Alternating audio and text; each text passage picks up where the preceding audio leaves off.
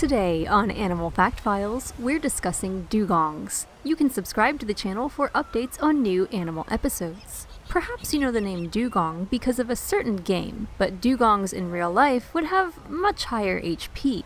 You could call them the tank of the ocean, and some people have even lovingly dubbed them sea cows. These hulking beauties are thought to be, along with their manatee cousins, the origin of sailors' tales of mermaids. And I mean, they aren't wrong. These ladies be sexy, scars and all. Dugongs frequently sport scars along their backs because males tend to fight one another for female affections, and even the girls can get caught in the fray. All dugongs grow tusks, but they're most noticeable in males and older females. Males will use these tusks in sparring matches during breeding season to try and fend off other suitors from their ladies. They aren't really that effective though, because over the course of a mating match, most of the males present will get the chance with the girl. This pretty much ensures that a female will become pregnant, which is good because dugong populations are dwindling. It takes just over a year for a baby dugong to develop in the womb. Mother dugongs usually give birth to one calf. The calf will drink its mother's milk for up to 18 months, but from a young age it knows how to eat a dugong's favorite meal.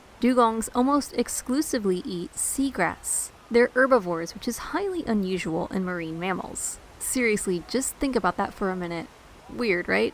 Manatees are the only other marine mammals that subsist on a vegetarian diet, and these sea cows have to eat a lot of food in order to maintain their rotund figures. If you've ever thought dugongs look kind of like elephants, you'd be a smart cookie. Dugongs and manatees are most closely related to these terrestrial giants, and some manatees even have fingernails to prove it. Dugongs, however, do not. There's one telltale difference between a dugong and a manatee, and it's just that, their tails. Manatees have a round, flat tail, kind of like a beaver, but dugongs have fluked tails just like whales. Dugongs also have thicker bristles covering their faces. These aid in sensing their environment because, unlike keen-sighted manatees, dugongs have pretty abysmal eyesight. Their hearing, however, is top-notch, and dugongs communicate with one another by making a variety of sounds, though I'm pretty sure moo is not in their repertoire. Dugongs may travel alone, in pairs, and sometimes in groups of over 100 members.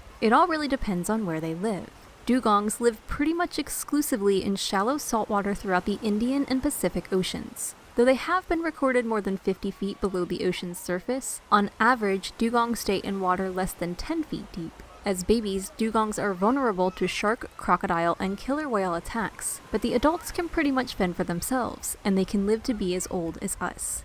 For more facts on dugongs, check out the links in the description. Give a thumbs up for marine creatures, and thank you for watching Animal Fact Files.